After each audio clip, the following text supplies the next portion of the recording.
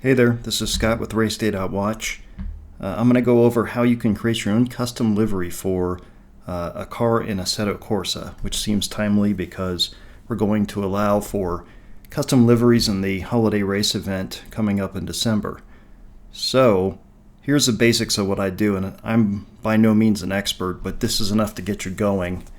First off, you're going to want to have trusty old Content Manager, which if you're wondering what this is, you should watch the Modern Assetto Corsa video I made previously. It's also on the RaceDay.watch YouTube. So I'm going to launch a Content Manager. And I'm going to go to Content. And so what we're going to do is pick the car I want to make a skin for. So let's choose GT2 because that's where we're going to be racing in the holiday event. So I'm going to go to Skins once I pick the car I want. So let's go with the Audi R8. And I'm going to hit Skins here. And then when this comes up, I have an option down here. And there's actually a couple of different ways you can do this. You can also go into the folder structure and copy a folder and paste it. But an easy way too is just to come in here and just clone an existing one and call it whatever you want. I'm going to call this guy Spaghetti. Let's just go with, I don't know why. So here's Spaghetti. This is our new entry for a skin in Assetto Corsa. And what you can do now is you can, load it in CM Showroom. You can look at it, and it's, a clone of the other one that I just picked. So at this point, you're like, okay, well, how do I actually create my own livery? Well, this is the way I learned it. What you're going to want to do is select a bit of the body somewhere by just left-clicking on it. And then go up here, and I always pick this TX diffuse map. You'll see several. I think it's the case that probably this one is the main amount of the body, and so you tend to use this one. So what you'll do is the hamburger menu, 3 dots here, click on that, and then go to the Calculate AO, which stands for Ambient Occlusion. And I always pick 2048 by 2048. And what happens is it'll go off and render. My GPU actually makes a weird noise while it's rendering.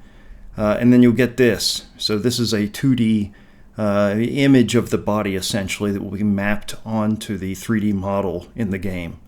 And they'll all look different in terms of the way they're laid out. Some of the body is, for some cars, is, mostly vertical with some pieces over here. I guess they have, I don't know if it's bitmaps or meshes, or I'm not even sure what the proper terminology is, but they'll take this and map it onto the 3D model when you're in the game. So what we want to do now, though, that we have this AO map, or AO whatever you call it, this picture, you're just going to go and hit save. You can Control S as well.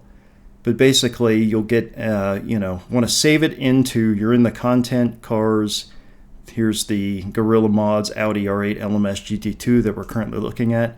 Go into Skins, and you'll find the one you just created, right? So there's Spaghetti. All right, and so what we're going to do is there's already in here exists an ext skin 00.dds. So we could save that again, but that would be pointless. What we actually want to do is save it as, I would say, a PNG. Just save it into this folder. And then you can escape out of this guy. You can close this. And so now what I'm going to do is I'm going to go to where that folder is. So that should be, I used to have a quick shortcut to it, but Windows once again dropped the quick access area. So let's see, it should be under buried way here in Steam. So you're going to go Steam Apps, Common, Assetto Corsa, and then into Content. And then finally we're going to go into Cars, and then we find the Gorilla Mods Audi R8 LMS GT2, go into Skins, and here's Spaghetti. So here's all the files that we cloned, and in addition there's also the PNG we just saved, right? So I'm going to go and open this PNG. Now this is where you're going to use an editor of your choice, a graphics editor, to actually edit this file. I use paint.net. I just find it very intuitive and easy. I've used GIMP as well. GIMP to me is a little less straightforward, but it's, I think, quite a bit more powerful. And then of course you have options like Photoshop if you want to pay for usage of that. But like I said, I use paint.net. I think it works pretty well on Windows. Fairly intuitive, and most importantly, it's very free. So once I open this, the first thing I want to do is I want to create some more layers. So we have a background layer right now. I'm going to rename this thing. I always call it base. You could keep it background. It doesn't matter. But what you're going to want to do is create, I always create at least 2 more layers. The layer above you're going to call body, okay? And the most important part of this step is that you don't leave the blend mode as normal. You have to change it to multiply, okay? If you don't, then when you paint on this layer, you're going to completely cover up the layer below, which is not what you want. Okay, so I'm going to hit OK now for body. And then finally, I'm going to make a layer called graphics. Just double clicking, graphics. And you can leave that blend mode normal, because anything we put down as a graphic, most likely we want to cover the other 2 layers below it. So now I've got these 3 layers. So the first easy thing I can do is I can go back to the body, and I'm going to just paint it a color. And it's spaghetti, so let's go with some shade of red, I guess. I don't know. Spaghetti doesn't make much sense anyway. Let's go with that. Now I'm just going to click, and there I've painted it red. Okay? And I did it on the body layer, because if I had done it on the base layer, the entire thing would be red now, and you wouldn't be able to see the outline of the body at all. So I had body selected. Now I did that. Now what I'm going to do is I'm going to hit save. So it's prompting me in this case to save as a PDN file, because PNG doesn't natively support layers, at least to my knowledge. And so what I do for paint.net is I just save it as a PDN, and that gives me something to work off of. But now, in order to get it back into Content Manager so that I can look at it, what I'm going to do is reopen it. You don't actually have to do this reopen step. I do this because in a workflow sense, you're going to end up having to reopen it if you just go through these steps. So I just reopen it again. I got a second one. Now what I do is save as, and this is where you change it back to a direct draw surface, which is what the original file was, if you recall. So just change it to that. And so what it's going to do is, if you don't mess with the file name, it's going to try to overwrite this guy, which is just fine. That's what we want to have happen. So I'm going to hit save. I'm going to replace it. You're going to get these options here, and they will probably be different the first time you do it if you use paint.net or whatever you use. But what I would do is choose some option like this. I think I picked up this option from watching some other person's YouTube video about creating Assetto Corsa skins. There's probably other options you can use that for various reasons may be better or worse, but this, I'm not even going to try to read that. Something linear, that is the one I've used and it's successful, okay? And then my rest of options are like this. I'm going to hit OK. It's going to want to flatten all the layers I have down, because again, direct draw surface does not support layers natively. So I'm going to say flatten, and now you can see there's one layer, it's just called background. It flattened it down to the background layer. And then I'm going to close this, because when I do any more modifications, I want to do them to the original PDN file I saved as a DDS file.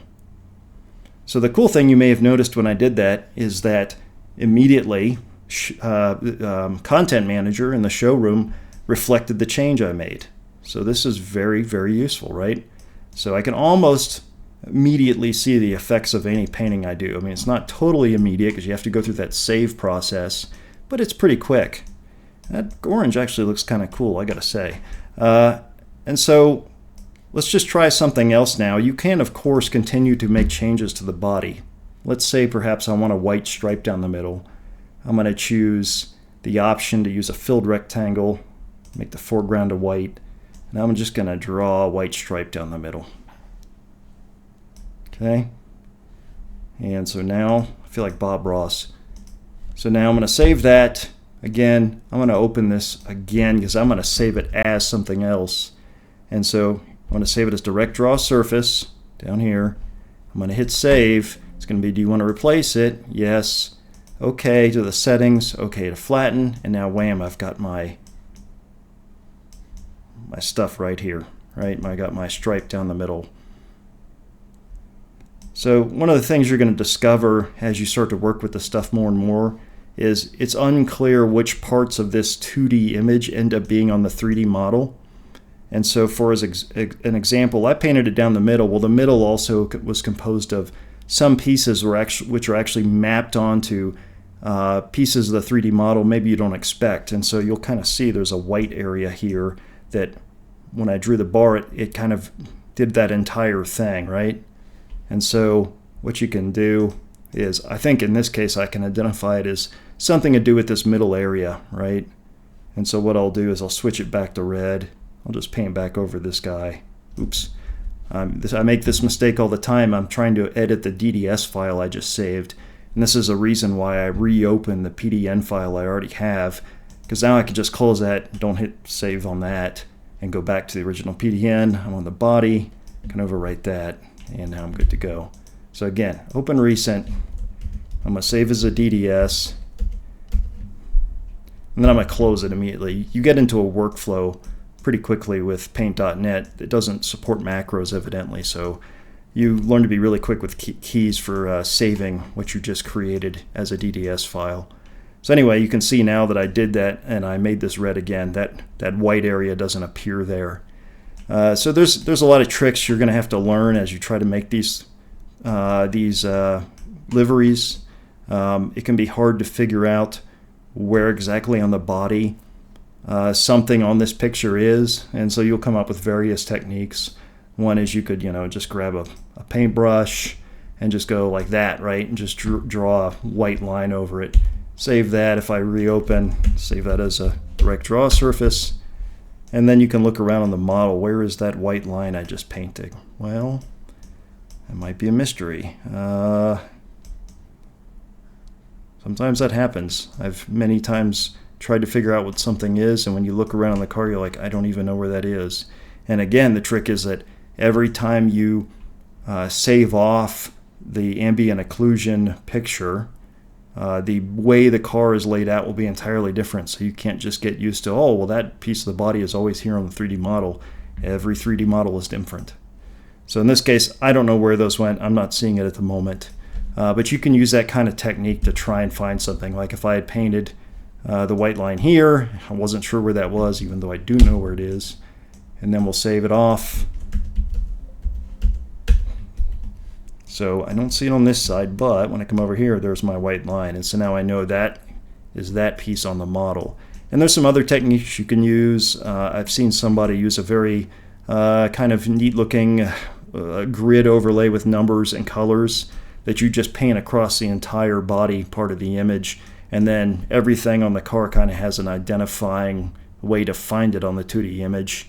So that technique works.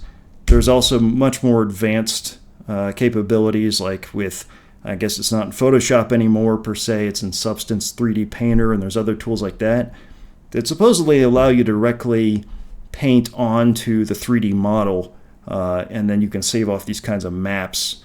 I have not been successful trying to use any of those tools yet, so they're kind of advanced. So I just generally stick with these 2D images. And where these 2D images really become difficult is when you get into more elaborate kind of designs and you're trying to, say, for example, go, have some sort of, elaborate geometric shape that blends on from one body part to another.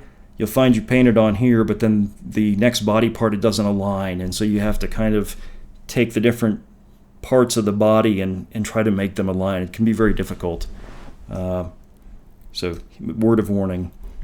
So the only other thing I really wanted to touch on with regards to this stuff, well, I guess there's two things. But first off, I actually opened this car because I discovered this one's a little more complicated than a lot of the cars I've seen. What you may notice is I've painted over this white stripe over the entirety of the car, but yet the roof here has not been painted over. And if you look, there's really nothing on this image that looks like a roof. I can even hide the body to make it a little easier to look. None of this is the roof. So in this case, in this 3D model, they actually have the roof as a separate mapping, I suppose you call it. And so if you click the roof, you can come up here to, I believe it's black gloss, and see now you can actually see it in this preview. There's the roof. So you'd have to do the same thing again if you want to modify the roof on this 3D model. So go off and calculate your AO at that 2048 by 2048 scale. I'm going to hit Control S, or you can go down to the Save thing on the left. I think Content Manager has some issues with focus on Windows and what overlays what. But I'm going to go back to, again, I'm already in the Gorilla Audi R8 LMS GT2. I'm going to go back to Skins. I'm going to go find my spaghetti. And I'm just going to save this, again, not as a DDS because that already exists. I'm going to save it as a PNG. If I can get to the Save thing, there we go. Just save it there. Now I'm going to hit Escape, and I'm going to close on that. And so what I can do is I can now open that thing I just saved off as a PNG. So here's Black Gloss PNG. Open that, and again, I would do the same thing. I like to call it base. Then I'm going to make a body layer. I'm going to change blend mode to multiply. Again, very important that you do that, or you're going to run into some real issues. And then finally, the top level graphics layer. I do need to show you how you can put graphics on too, which for a lot of people probably like I think I can imagine, but just in case. So what I'm going to do though is I'm going to go back. I'm going to get that. I already have that red color in my palette. So let's just make the entire, well, actually let's leave it the color it is. Let's go to body. Let's just make that white stripe go over the car. And so we'll make this perfect. And on top of it, you can't see it because this is entirely white. Yeah, let's just go with that. I painted a white stripe there. This will not be perfect by any means, but now again, it's prompting me to save as a PDN because I have layers. The PNG does not support it. Save that. I'm going to reopen that. I'm going to save as the DDS file, flatten it. Looks like I didn't quite do something. Oh, well, it's because I painted a white stripe on a white thing. So what I probably really need to do is make this entire, not that, I want to make this guy, make this entire thing a different color. So let's just make it the same ugly orange, right? Oops, that's not what I want to do. Let's make it in, that's still not what I want to do. I'm sorry, I need to be on body, that's why it's doing that. Let's make this entire thing orange, and so you can see that white stripe I already painted. So that white stripe is, well, it's not entirely right. Let's try to get rid of this little bit here. And it doesn't probably need to be on whatever that is on the body. I don't think it's centered either, but we could mess with that later. So I'm going to reopen it so I can save it as a direct draw surface. There we go. So now it's a lot of orange, right? You can see it isn't actually centered totally, so that could be fixed. Gives you an idea on that bit. For graphics, like if you wanted to put a logo, like race.watch, because who doesn't love it, over that, what you can do is go find your graphic, which I will find in here. Let's go with this guy. Now, if I just tried to copy this and paste it right on into the, remember, you want to be in the graphics layer. You could paste it onto the body, but it's easier then to later move that around if you're in a separate layer. If I just paste this, I'm going to find that graphic is too big. So what I'm going to do first is actually resize that down to, I'll say 1,000. And then I'm going to copy it and paste it in. And so now I got my logo here. And I can move it around and put it wherever I want. I'm going to make it a little smaller, and we'll put it, I always like to put them on the door because it's a nice side profile, easy view of the stuff. Of course, this one blends into this orange kind of, so it's not wonderful that way. But anyway, I can do that. You could copy and paste this guy, and put him on the other side as well. I'll just rotate him around. All right. So now I got a graphics on both doors. Again, I'm going to save that. I'm going to reopen it. I'm going to save it as a DDS. And there, now I've got my raceday.watch thing on the side of the car. And so you can do that for any piece you want to put, any part of the body you want to put a logo on. Another caveat there is that when you go to put the logo on something, if the graphic you found is not transparent and the parts that you don't want to actually show, it's going to be ugly. So if you have to search Google for something, search for transparent as part of your search when you're searching, for example, for, Depends underwear logos or something like that. I think that covers the basics of how you would do a paint. The other thing to be aware of, there is a paint shop option in Content Manager, And the way in which this is useful is if you want to mess with, if you hit car paint and you wanted to mess with the way, like how matte the paint looked, stuff like that, you can change these parameters, and we'll actually save those parameters into files for you along with your skin. And so when you load that into Content Manager, give that to somebody and they load it in, it will show those same parameters when you load it up. You can change rim color, which, you know, those are kind of turd green. So we could change this to, I don't know, let's go with some really ugly green. And then you just hit save, and it's going to create that stuff for you. I'm going to hit back. And so there you go. All right, it's a not wonderful livery, but you get the idea. The other thing you can do is close your showroom window. And when you come back here, if you look at, let's see, create a JSON file.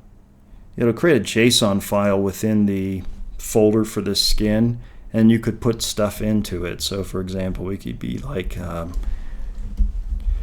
John Smith is the driver, and you know, he drives for Algeria, and whatever. You could put all these stuff in. You could give him a number, and then you could hit save, and if you were to go look in your skin folder, you'll find this ueskin.json, and there's the data on him. And so that when this file is provided along with the other things, it will contain this information. You can also update the icon here pretty easily, which is actually corresponds to this livery.png. So you could do this yourself in your own paint program of choice. I usually, though, because I'm not too concerned about this, it has no reflection on what's actually on the car. I just hit change livery icon, and it gives you the ability to kind of change the style and do various things. If I wanted it to be hard shade of green, pick that, and then it's already set to 66 based on the values I just put in. And so you can't really see it, but now it says 66 there. All right. So fairly simple. You can, if you've been in CM Showroom for a bit and have been changing your thing, one easy thing you can do is you can say update preview, and it will just take a 2D image of the skin as it shows right now, so you can easily see it when you're clicking around in here, right? And again, you could create your own preview, but why bother when it makes it so simple? So I believe that covers the basics. When you go to distribute this skin to, for example, give it to me for the Race Day Watch, ESR and Race Day Watch holiday event, you would give me this entire folder containing all these files. It's up to you whether or not you include your original source files like a PDN or maybe whatever the Photoshop file type is, or a GIMP file. I don't really need that. We just need the DDS files and these various JSON files. So I think that's it. That covers basic skin creation for Assetto Corsa. Thanks for watching.